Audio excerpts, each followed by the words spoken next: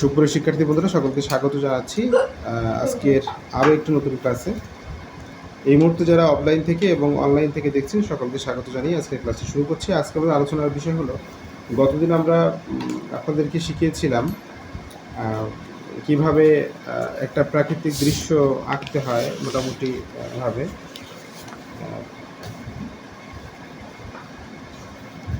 আজকে যেটা করব সেটা হলো, এই যে ছবিটা আমরা গতদিন দেখছিলাম, দেখিয়েছিলাম আপনাদেরকে। তো এখানে অনেকের যে ভুল টুলগুলো আছে দেখি, এই একটা ছবি, যে ছবিটার আসলে মানুষটা এখানে চলে এসেছে, এখানে যাওয়া উচিত ছিল। তারপরে দেখা যাচ্ছে যে গাছের এখানে শেপের একটু ভুল আছে, হ্যাঁ। তারপরে এখান থেকে কিছু ডিটেলিংয়ে একটু সমস্যা রয়েছে, এটার তুলনায় এইটা কিন্তু আরও ছোটো হয়ে গেছে, হ্যাঁ, বা এটা ছোটো হয়ে গেছিলো, এটা পরবর্তী মুছে ঠিক করা, হ্যাঁ। তারপরে আরও একটি ছবি যদি আমরা দেখি, যে এখানে দেখেন যে উনি কিন্তু মানে এর একটা ল্যান্ডস্কেপ মানে মোডে ছিল এই ছবিটা, কিন্তু উনি একটা পোর্ট্রেট মোডে ছবিটা করে ফেলেছেন, মানে লম্বাভাবে এটা করে ফেলেছেন আর কি, হ্যাঁ, খাতার লম্বাভাবে। এটা একটা ভুল আছে। তারপরে এখানে ঘরের চালে একটু সমস্যা ছিল, হ্যাঁ। তারপরে হচ্ছে মোটামুটি ইনি করেছেন, মোটামুটি ভালোই করেছেন এইগুলো মোটামুটি। আর তারপর আরও একটি ছবি আমরা দেখতে পেয়েছি, যে এটা তো কমপ্লিট ছবি না। দেখেন, এটাই মাঝখান থেকে রেখা টানলে এখানে মানুষটা এখানে পড়ছে, তাহলে এই মানুষটা কোথায় কোথায় থাকা উচিত ছিল? নিশ্চয়ই এরকম জায়গায় এখানে থাকা উচিত ছিল, কিন্তু সেইটাই হয়নি আসলে, হ্যাঁ। তো অনেক ভুল রয়েছে। সেই ভুলগুলো সাধারণত আমরা আজকের ক্লাসে সমাধান করব। তো আমরা ম্যাক্সিমাম টাইম যে ভুলটা দেখছি সেটি হলো সবার যে প্রপোর্শনের সমস্যা, প্রপোর্শন বা আমরা যেটাকে অনুপাত বা দূরত্ব বলি। দূরত্ব অনুযায়ী আসলে একটা ঘরের মাপ কেমন হওয়া উচিত, দূরত্ব অনুযায়ী একটা ফিগারের মাপ কেমন হওয়া উচিত, বা দেখা যাচ্ছে যে দুইটা অবজেক্ট পাশাপাশি থাকলে কেমন আসলে দূরত্বটা কেমন হয়।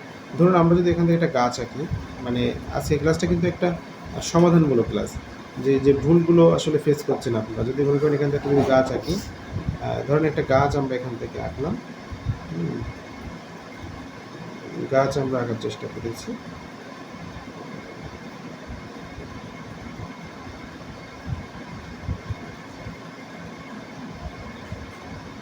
দুটো গাছ আঁকার আমরা চেষ্টা করি।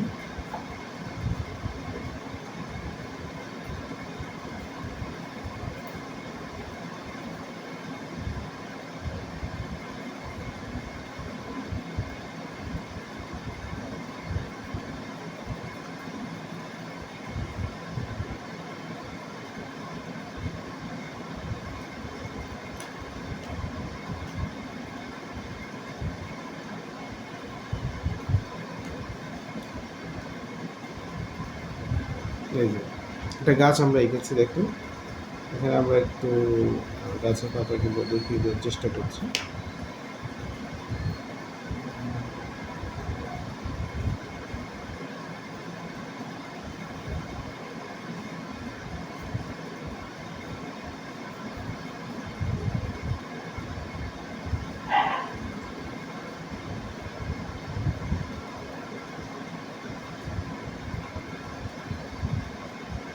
গাছ আঁকলাম। এখন দেখা যায় এই গাছের পাশে যে একটা মানুষ আঁকি, ধরেন একটা গাছের পাশে একটা ঘর আঁকলাম।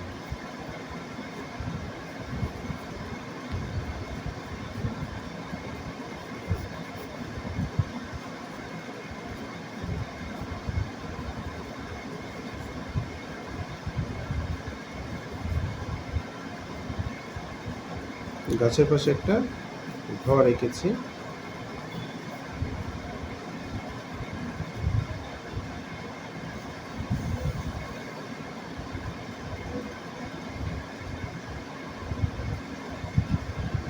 এখন ঘর যেহেতু এরকম, তাহলে এর পাশে যখন একটা ফিগার দেবো বা কোনো একটা পশু পাখি আঁকবো, তখন কিন্তু বোঝা যাবে যে আসলে এই ঘর আর এই গাছের অনুপাত ঠিক আছে কিনা। দেখেন, এই গাছ এবং ঘরের অনুপাত কিন্তু মোটামুটি ঠিক আছে। কি দেখে বুঝতে পারছি? যে গাছটা তো বড়, সেই তুলনায় ঘরটা ছোট। একটা ঘর তো আর এই বিশাল একটা গাছের থেকে তো আর একটা খুব বেশি মানে যে বড় হয় তা তো না। তারপর গাছ যখন ছোট থাকে সেটা আলাদা বিষয়, কিন্তু এই গাছটা দেখে কিন্তু ছোট গাছ মনে হচ্ছে না। এটা একটা মানে অনেক বৃক্ষ টাইপের একটা গাছ আর কি মনে হচ্ছে, হ্যাঁ। আপনারা বলেন স্যার ছবি ক্যামেরায় সুন্দর দেখায় না কেন, আরও সুন্দর দেখালে কী করতে হবে?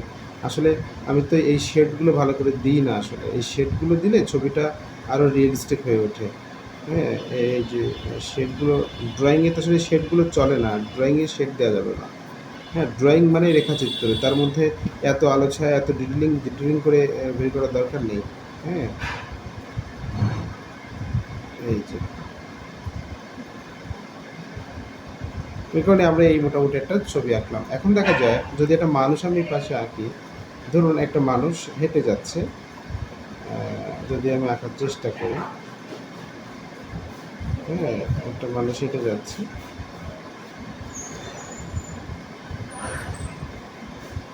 ধরুন একটা মানুষ হেঁটে যাচ্ছে এখান থেকে,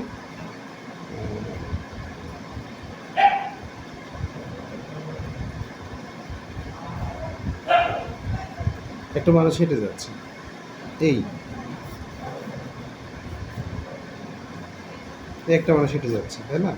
দেখুন এই গাছের যদি দূরত্ব আমরা দেখি, এই মানুষটার যদি দূরত্ব এই, গাছের দূরত্ব এই, তাহলে গাছের থেকে মানুষটা আরও সামনে, মানে নিচে থাকলে দৃশ্যের যখন নিচে যে অবজেক্টগুলো থাকবে সেই অবজেক্টগুলো বড় হবে, আর যত উপরের দিকে যেতে হবে ততই ছোট হবে। এখন এই মানুষটা যদি আমি এখানে আঁকতাম, এই মানুষটা আমি কী করবো, এখানে আঁকবো, আমার দূরে চলে গেছে, হাঁটতে হাঁটতে দূরে চলে গেছে, এখানে চলে গেছে। এখন আমি এখানে যে আঁকছি, দেখুন এরকম জায়গায় হাঁটতে হাঁটতে দূরে চলে গেছে বলি, হ্যাঁ, তার পিছনের অংশ দেখতে পাচ্ছি আমরা তখন, ঠিক আছে, এই পিছনের অংশ দেখতে পাচ্ছি, এই পিছনের অংশ এভাবে দেখতে পাচ্ছি।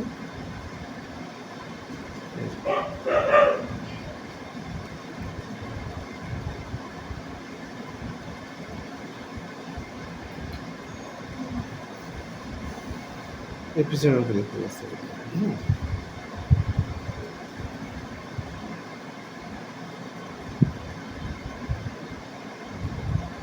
এই পিছনের অংশ দেখতে পাচ্ছি। এ থেকে কি আমরা কি বুঝতে পারলাম বলেন, এখানে ভুলটা কোথায়? এই যে একই দূরত্ব আছে না, হ্যাঁ, এখানে দেখা যাচ্ছে যে এই পার দিকতে খাটো ছোট দেখা আপনাদের কি মনে হচ্ছে, ওইটুকু দূরত্ব আপনাদের কি মনে হচ্ছে এখানে ভুলটা কোথায়? মনে করেন এর সাথে এই ঘর আর এই গাছের কিন্তু, এই ঘরের গাছের কিন্তু কি আছে, মিল আছে, তাই না? এই ঘরের থেকে যখন এই মানুষটা যখন ওই দূরে চলে গেল, তাই না? হ্যাঁ ছোট, হ্যাঁ ছোট দেখা যাবে, কিন্তু আসলে এই মানুষটা যতটুকু ছোট হওয়ার কথা ততটুকু ছোট হয়েছে, হয়নি। মানে ঘর অনুপাতে মানুষটা কিন্তু বড় হয়ে গেছে। তার মানে একই সরলরেখায় থাকলে, যখন একই সরলরেখায় থাকবে, একই সরলরেখায় থাকবে, তখন এই বস্তু আর এই বস্তু পাশাপাশি যে ডিফারেন্সটা সেটা আপনাকে দেখাইতে হবে। মানে দুইটা অবজেক্টের, এই মানুষ একটা অবজেক্ট, ঘর একটা অবজেক্ট, গাছ একটা অবজেক্ট। এখন গাছের সাথে ঘরের কিন্তু মিল আছে, কিন্তু ঘরের সাথে আর মানুষের মিল নেই। কেন নেই? কারণ হচ্ছে এই যে রেখাটা ছিল, এই রেখা থেকে অনেক উপরে চলে গেছে, কিন্তু এটা অনেক উপরে চলে গেছে না? আর যখনই অনেক উপরে চলে যাবে তখন কী হবে, আরও ছোটো হইতে হবে। তার মানে এই মানুষটা যদি এরকম হইতো, যদি মানে মানুষের লম্বা দানব আকৃতির হয়ে গেছে, এটা করা যাবে না। এইটাই হচ্ছে প্রপোর্শন, এটাকেই বলা হচ্ছে প্রপোর্শন বা অনুপাত। প্রপোর্শন বা অনুপাত, অনুপাত বা প্রপোর্শন হচ্ছে মানে ড্রয়িংয়ের জন্য মানে মাপের জন্য একটা গ্রামাটিক্যাল একটা টার্ম। এইখানে কিন্তু যদি কোনোভাবেই আপনার ভুল হয় তাহলে কিন্তু পুরো ছবিটাই ভুল হয়ে যাবে। এই ভুলটা মানে সবচেয়ে বেশি হয় হলো কম্পোজিশনে। যখন আপনি এক বা একাধিক অবজেক্ট নিয়ে কম্পোজিশন করবেন তখন এই ভুলটা হয়।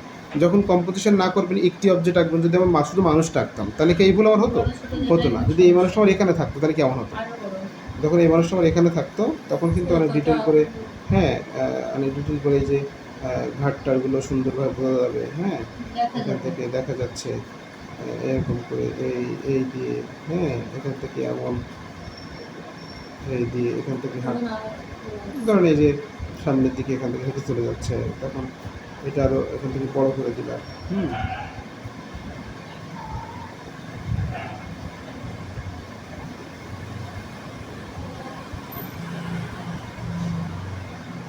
এই একটা হলো, এখান থেকে এমন হলো,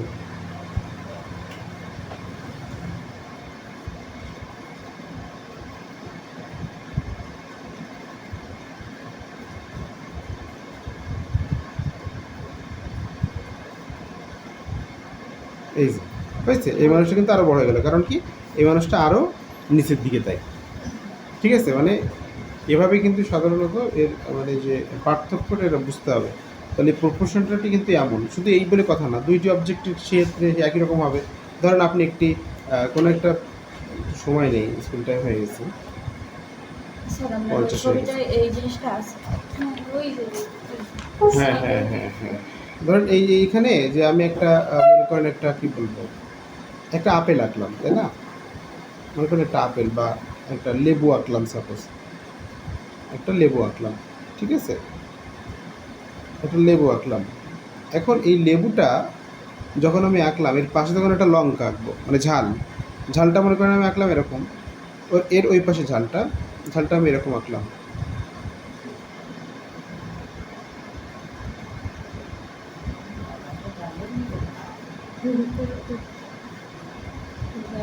মনে করেন এই একটা ঝাল আমি এরকমভাবে এঁকেছি। এখন আমার বলেন, একটা যদি এই যে লেবুর ওই পাশে একটা ঝাল থাকে দূরে, আসলে কি এটার সাথে মিল আছে?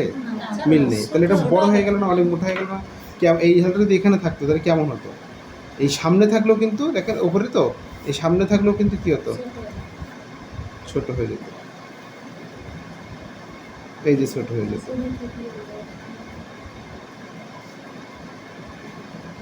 এরকম হতো না? এরকম হতো কিন্তু। এবার এখান থেকে শেড পড়লো, হালকা শেড পড়েছে, এখান থেকে শেড পড়েছে, এই যে এমন হতো, তাই না? এই হচ্ছে বিষয়। তাহলে অনুপাতটা কিন্তু এরকমভাবেই কাজ করে। আর এখন আপনারা যেটা করবেন সেটা হলো, কেমন ছোট হয় বলতে, এটা এতটুকু হবে, এতটুকু, মানে ঘরের নিচে হবে। হ্যাঁ এতটুকু হবে, এই এতটুকু, এর বেশি হবে এই না। জায়গাটা ঠিক থাকবে, নিচেটা ঠিক থাকবে, সরলরেখা কি একই সরলরেখা হবে? না ওটা না না এই যে মানুষটা হলো না, এটা তো নিচে, অনেক নিচে না, যতই এই ফিগারটা যত উপরের দিকে উঠবে ততই ছোট হতে থাকবে। তাহলে এইটা সব প্রথমে, তারপরে এইটা, তারপরে যদি এর থেকে যখন উপরে চলে গেলাম তখন আরও ছোট হওয়া উচিত, কিন্তু সেটা হয়নি। তো ঠিক আছে, আজকে ক্লাস এই পর্যন্তই।